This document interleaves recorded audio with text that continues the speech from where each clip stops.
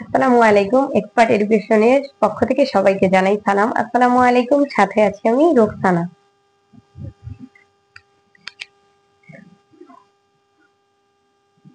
আজকে আমরা করব সৃজনশীল প্রশ্ন 12 নম্বর ম্যাথটি।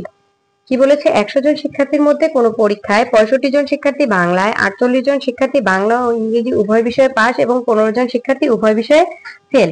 ক নাম্বার বলেছে ভ্যান চিত্র আঁকতে। তাহলে ভ্যান চিত্র আঁকতে গেলে আগে আমাদের সব তথ্যগুলা লাগবে। তাহলে তো সব তথ্যগুলো আমরা ক নাম্বারে জানি না, কাজেই আমাদের ক নাম্বার পারতে গেলে এখানে খ নাম্বার পারতে হবে। আগে খ নাম্বার করে আসতে হবে। তো ক নাম্বার থাক, আমরা ক নাম্বার ওই পাশে করব, আগে খ নাম্বার করি। তাহলে কি বলছে? শুধু বাংলায় ও ইংরেজিতে পাশ করেছে তাদের সংখ্যা নির্ণয় করো। এখন আমাদের মোট শিক্ষার্থী কিন্তু কতজন? 100 জন।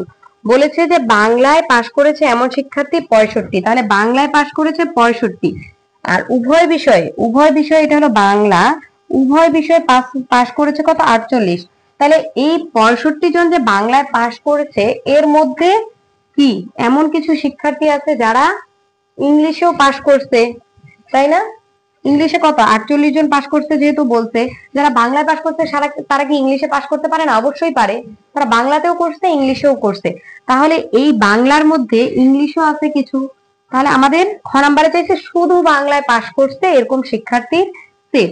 তাহলে আমরা বের করি যে শুধু বাংলায় দেওয়া আছে বাংলায় পাশ করা শিক্ষার্থীর সেট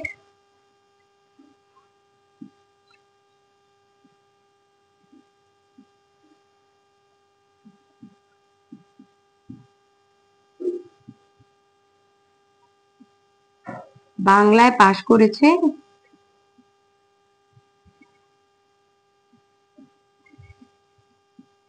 65 জন।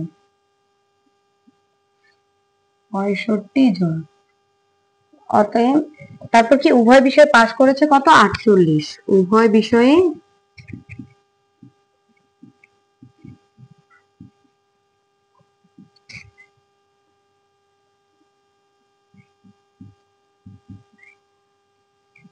তাহলে এই 65 জন বাংলার মধ্যে থেকে 48 জন এমন ছিল যারা ইংলিশেও পাশ করেছে। তাহলে আমরা দিই শুধু বাংলায় পাশ করেছে, শুধু বাংলায় পাশ করেছে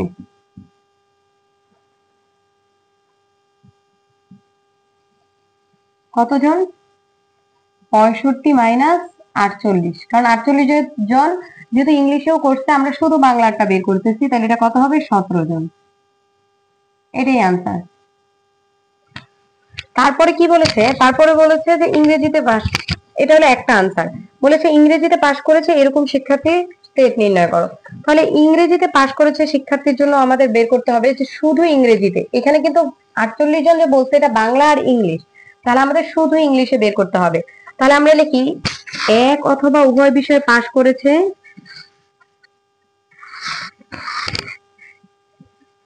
উভয় বিষয়ে পাস করেছে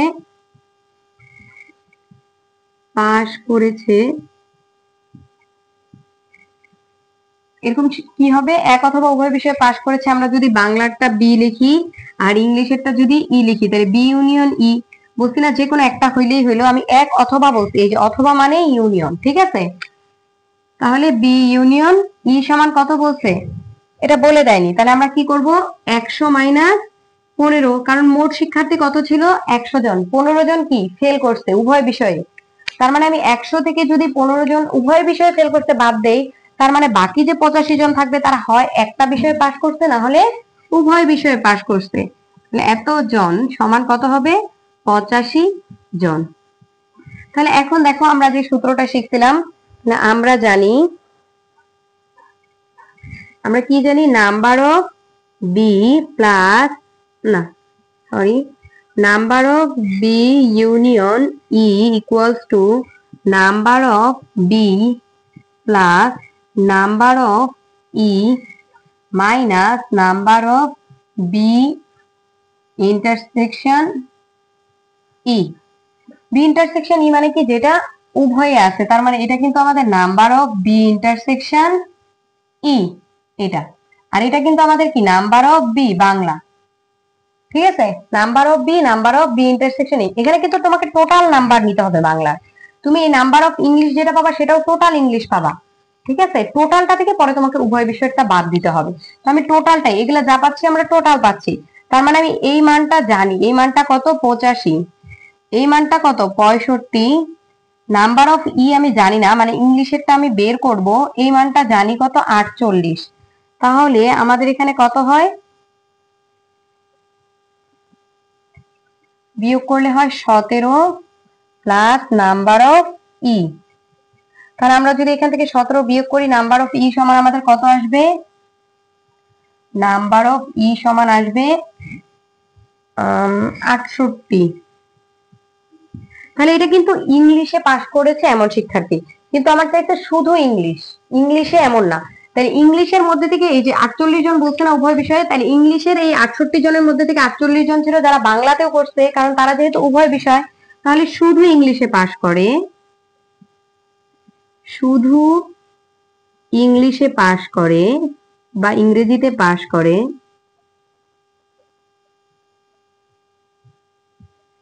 শুধু ইংরেজিতে পাস করে কত 68 মাইনাস 48 জন, তাহলে সমান কত হবে 20 জন। এটাই হলো আমার শুধু ইংলিশে, শুধু ইংলিশে পাস করে 48 মাইনাস 68 মাইনাস 48, শুধু 20 জন। তাই এইটা আমাদের খ নাম্বার। এখন এখান থেকে যদি আমরা ভ্যান চিত্র আঁকি, তাহলে ভ্যান চিত্রটা দেখো আমরা এই পাশে আঁকি ক নাম্বার, যেহেতু আমার এখানে ইনফরমেশন গুলা লাগবে, তাহলে আমরা এখানে লিখে নিই যে number of B equals to আমাদের কত 65, number of E equals to আমাদের কত,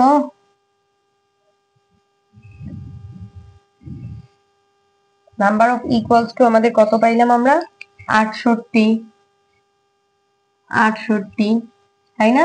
আর number of B n E সমান আমরা কত পেয়েছি 48, আর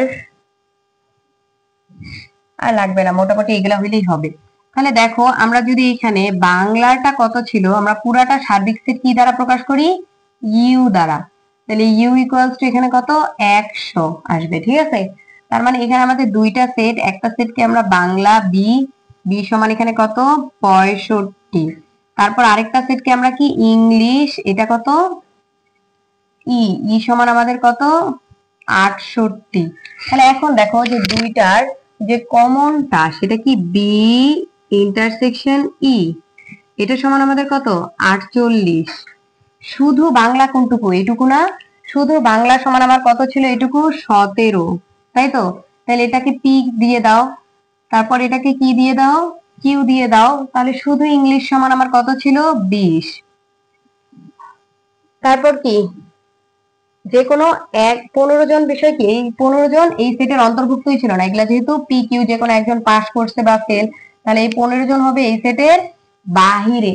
বুঝা কি গেছে? 15 জন ফেল করেছে, এখানে এক বা এই যে কোনো একটা বিষয় বা উভয় বিষয় মিলে পাস করেছে এরকম শিক্ষার্থীগুলা ইনক্লুড। তাহলে আমাদের সেটটা মোট এটাকে কি দিবা, এটাকে আমরা কি যে কোনো এক বা উভয় বিষয়ে পাস করেছে কত বি ইউনিয়ন ই, তাইলে কোনো বিষয়ে পাস করেনি কি হবে বি ইউনিয়ন ই পূরক, বি ইউনিয়ন ই পূরক, কারণ এখানে এক বা উভয় বিষয় পাস আর এটা কোনোটাই না, তাহলে আমরা জানি সার্বিক সেট থেকে ওই সেট বিয়োগ দিলে তার কি পূরক সেটটা পাওয়া যায়। তাহলে এটাই হলো আমাদের ক নাম্বার। তাহলে এখানে বলতে হবে যে সেটটা কয়টা নিশ্চিত সেটে বিভক্ত, কয়টাতে বিভক্ত হয়েছে 1 2 3 4, ঠিক আছে? তাহলে আমরা লিখি ভ্যান চিত্রটি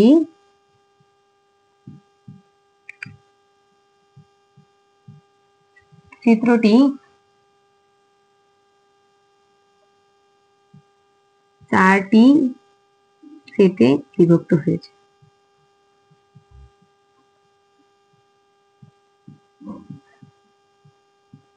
এই যে এটা একটা, এটা একটা, এটা একটা, এটা একটা, এটা একটা, আশা করি বুঝতে পেরেছো তোমরা। এটাই এখানের আনসার।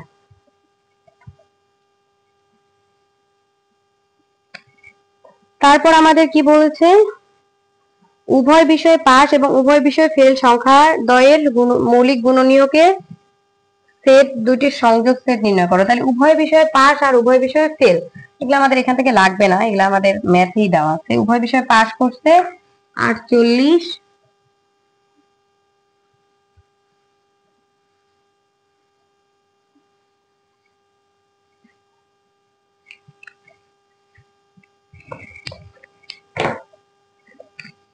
তাহলে দেখো 12 এর গ আমরা লিখে নিই উভয় বিষয়ে পাস করেছে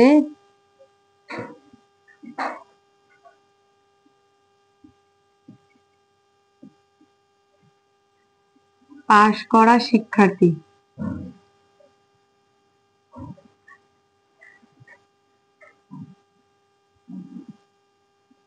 কত 48 জন।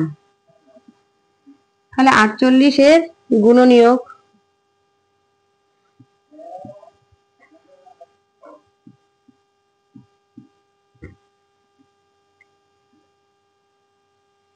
মৌলিক গুণনীয়ক কত হবে? 1 ইন্টু 48, তারপর 2 ইন্টু 24, 3 ইন্টু 3 একে 3, 3 6 18, 4 একে 4, 4 12 48, 5 দিয়ে যায় না, 6 আসতে 48, 7 দিয়ে যায় না, এই যে 8 রিপিট হচ্ছে, আর করার দরকার নাই। এবার উভয় বিষয় ফেল করেছে, বিষয়ে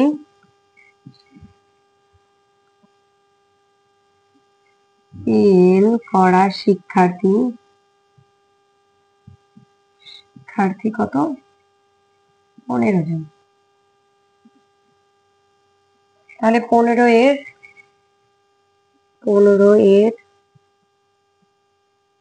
মৌলিক গুণনীয়ক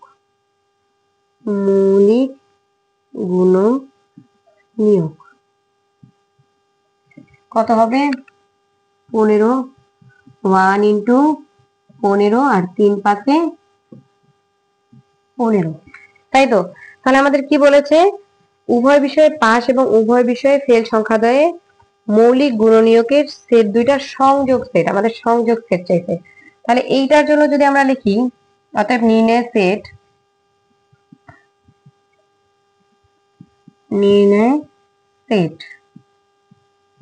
সমান আমাদের কত হবে? 1 2 3 4 12 16 24 48। এটার জন্য যদি আমরা লিখি নির্ণয় সেট কত হবে?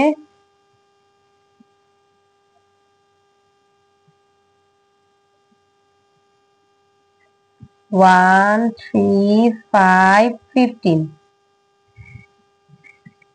তাহলে অতএব সংযোগ সেট যদি আমরা লিখি,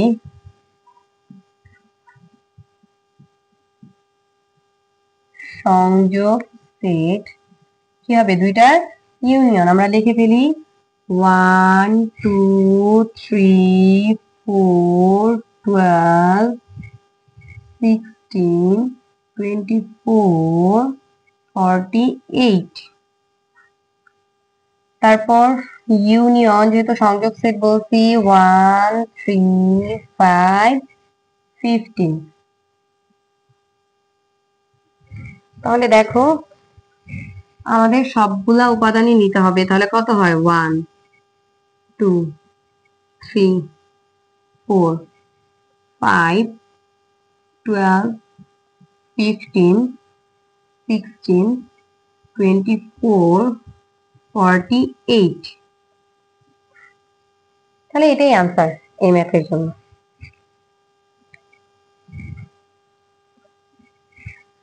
ধন্যবাদ সবাইকে।